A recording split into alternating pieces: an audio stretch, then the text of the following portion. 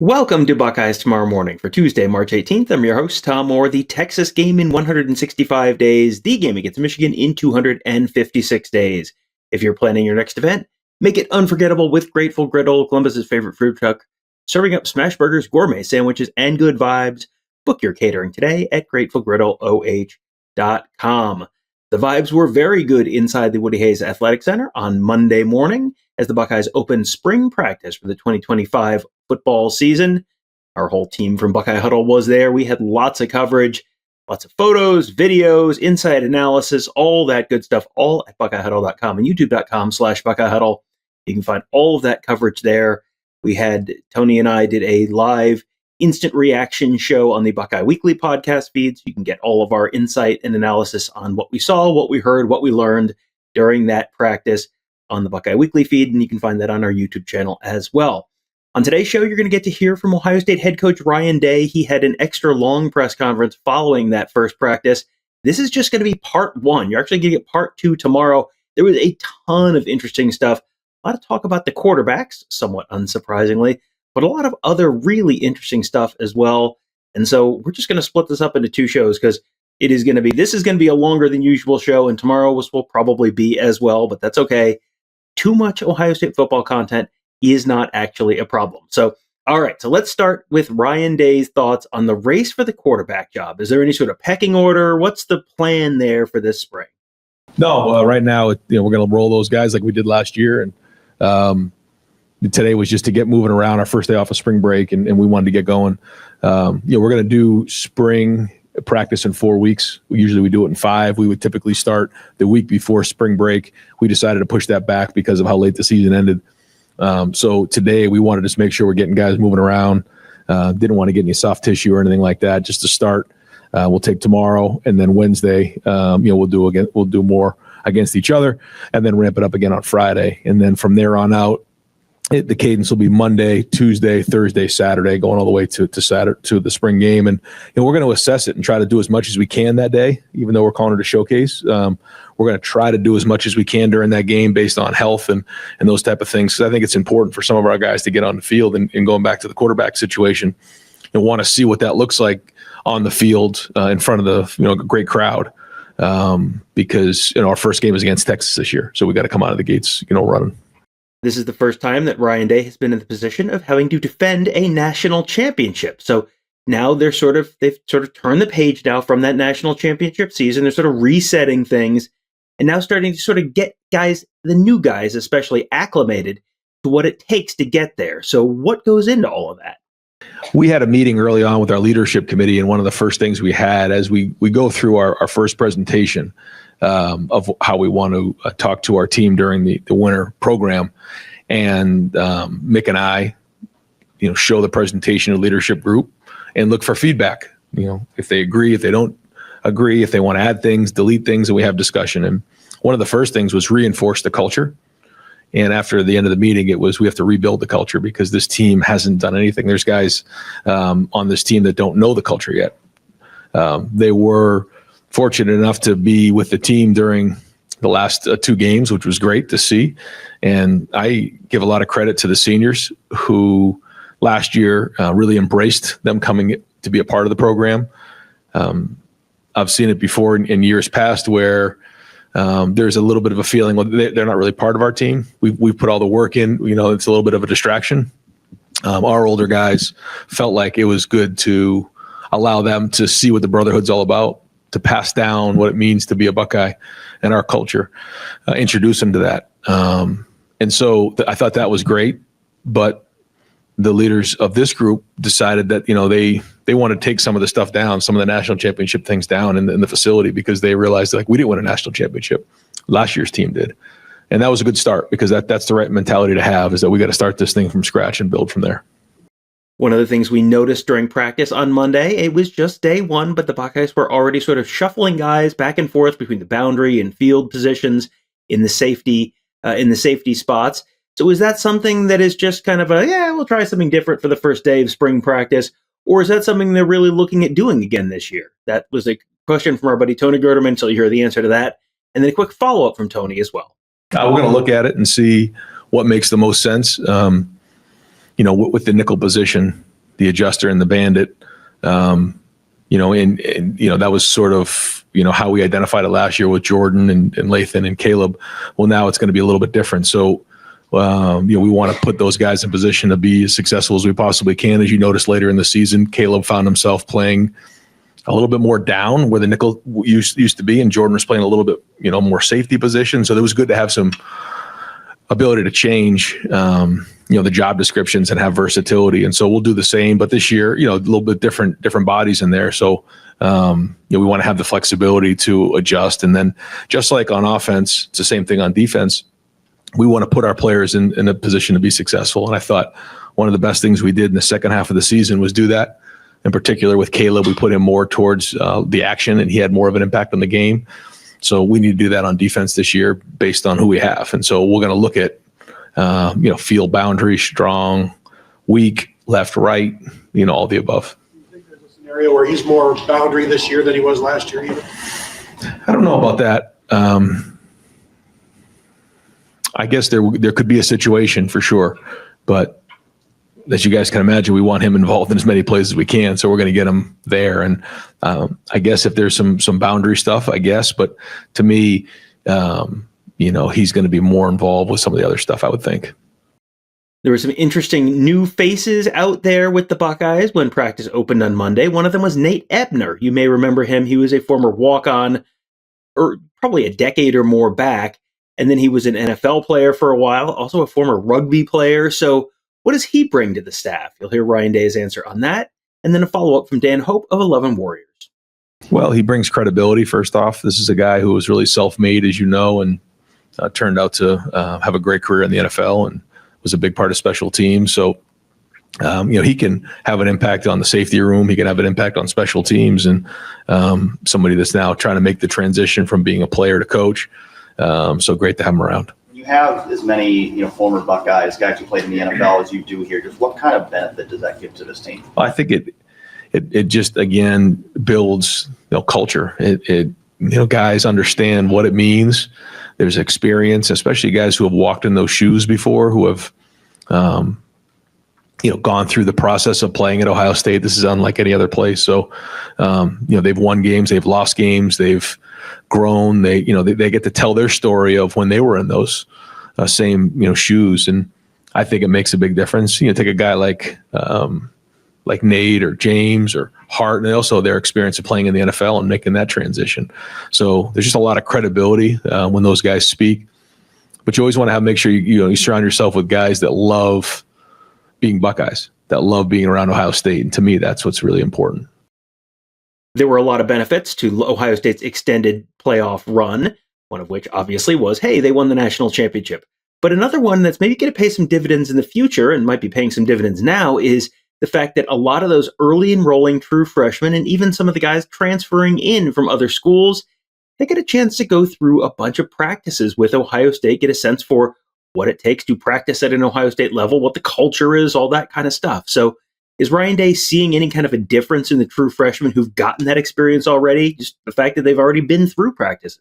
We'll probably be able to tell that once we get going on Wednesday and Friday, just on how quickly they're able to, get on the field. And does it look like, it's the first time they've ever, heard some of the calls before, or do you not notice them early on? And it's usually pretty good when you don't notice a young guy.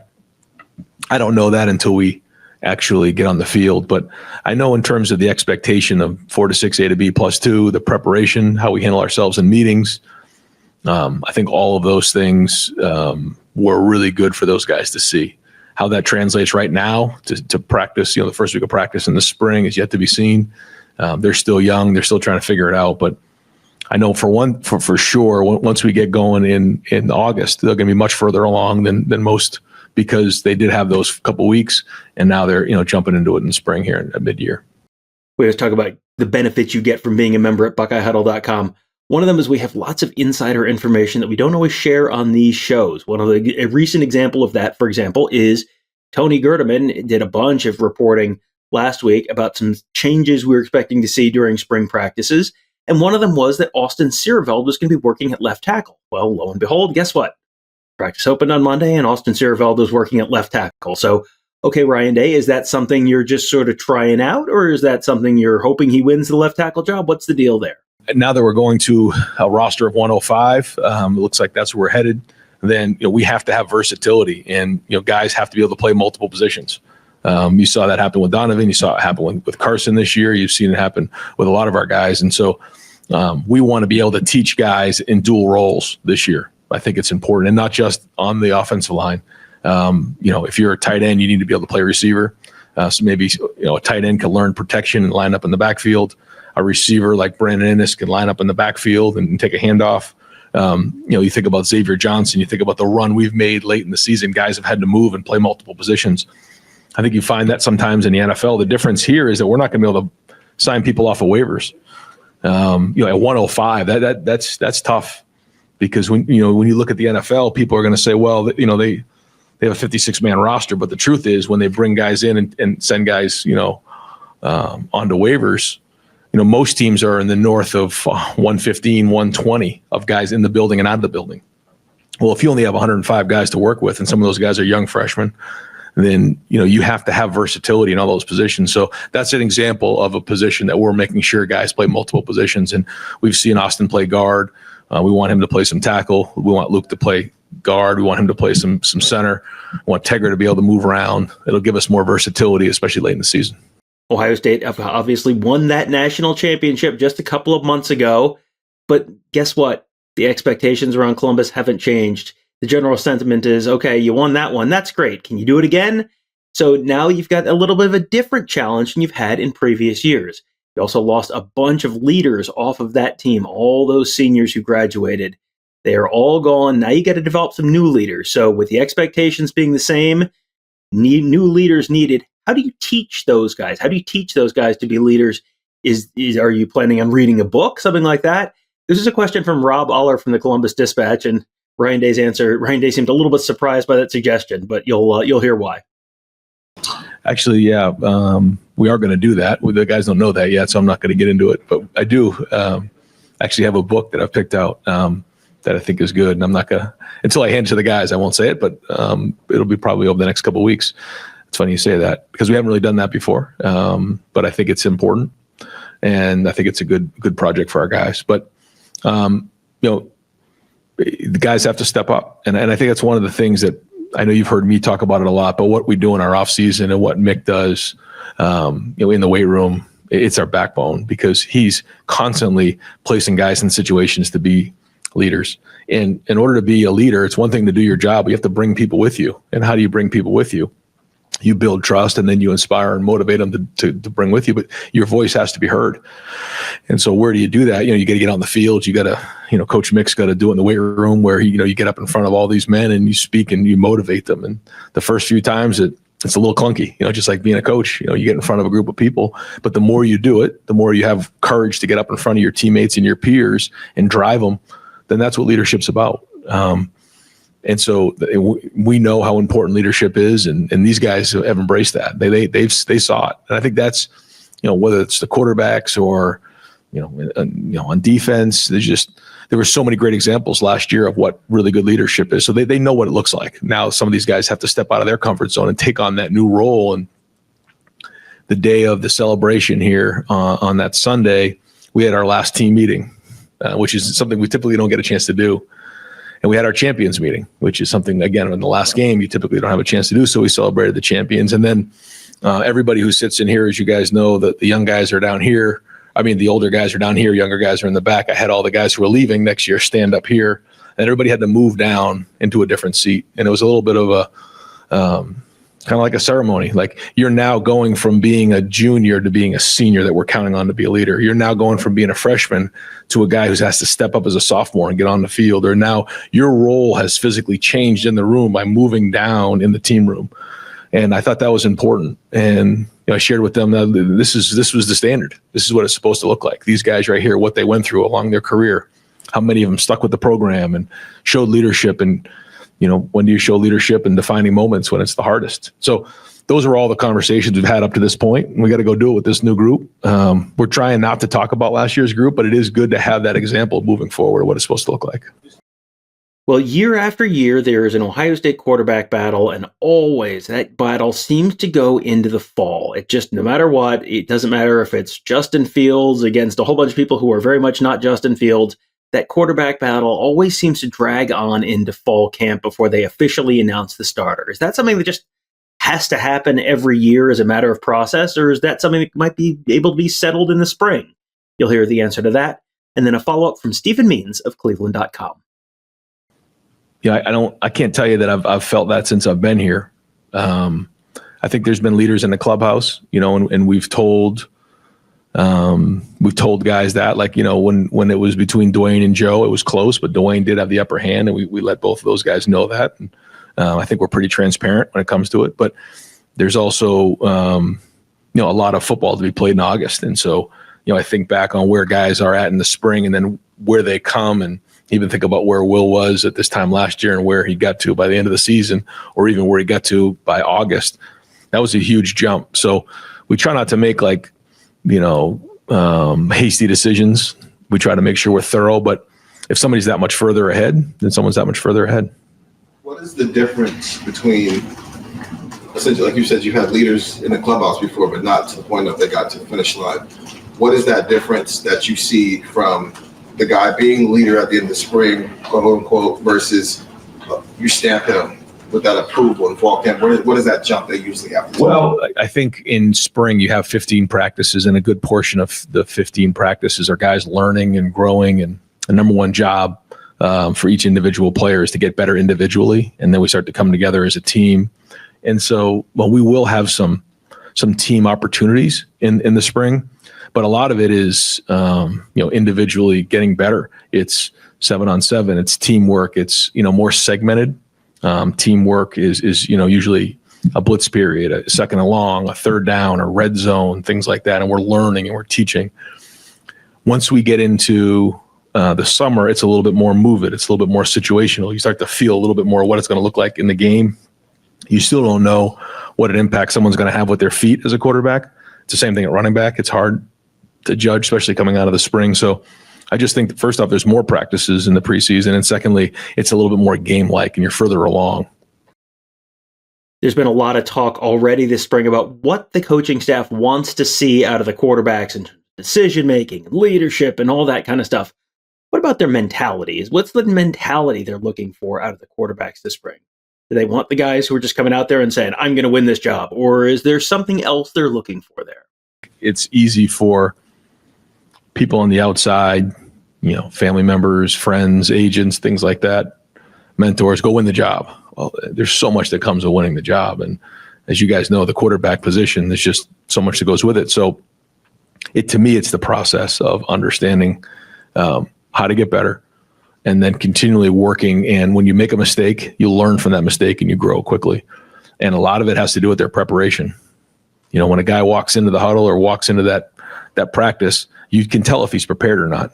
I mean, if he's up there, and I say it all the time, the first level of understanding is what. If you don't know what to do, you have no chance of playing quarterback at Ohio State. So all that work has to be done prior to. Then you got to learn how to do it, your footwork, how the ball is supposed to come out, your technique.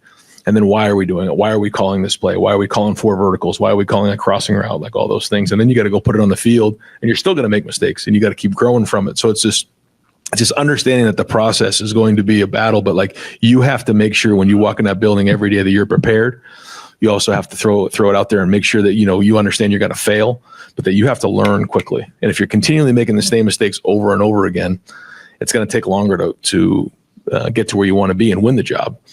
And then as we start getting closer to, like we talk about the preseason, where I got to take care of the football, I got to do really well in third down, I got to win in the red zone, and then everybody's different. Every quarterback's different. Will was a lot different than CJ. CJ was a lot different than Dwayne. Dwayne was different than Justin. Like everyone's different, and so these quarterbacks are different as well. Different size, different makeup, different skill sets. So the number one job, though, for the quarterback is to be the hardest working guy in the building. There shouldn't be any question.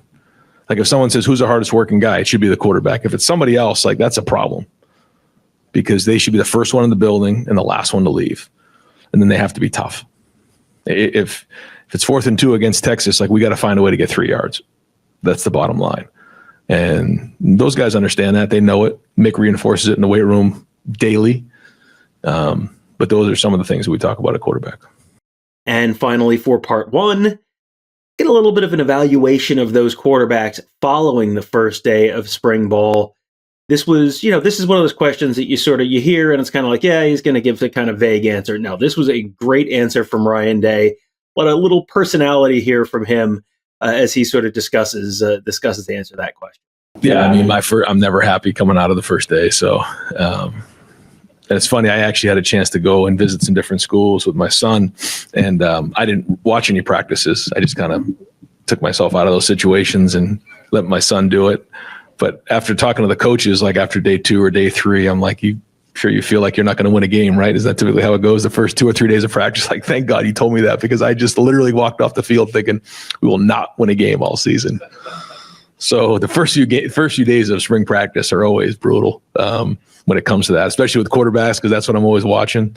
But no, it wasn't that bad. It was good. It was just mostly on air today. We just wanted to get guys moving. We didn't do a lot of what we call variable work where we're going against somebody else. It was mostly just, kind of get moving, just teach the young guys how to go, and then we'll get going on Wednesday on decision making. But they're all talented. The ball comes out of their hand well. They're all good athletes. So a lot to be determined. Well, that is just the beginning of what is going to be a very, very busy month of coverage from us as we cover Ohio State Spring Ball 2025 as the Buckeyes start the process of defending their national championship. We're going to have much more on tomorrow's show, also with letting you hear from Ryan Day, all sorts of questions about true freshmen like Tavien St, just sort of the transition at running back and what that's going to be looking like, the addition of portal tackle Ethan Onyanwa, and much, much more. Matt Patricia, the new defensive coordinator. Yeah, it turns out there's a lot of interesting storylines this spring, and we're going to be talking about all of them at BuckeyeHuddle.com all spring long. We hope you can join us there. That's where Tony, Kevin, and I cover the team. Mark covers recruiting. We've got our whole team of X's and O's gurus there as well to make you a smarter football fan, all at BuckeyeHuddle.com. Thanks for joining us. We will talk to you tomorrow.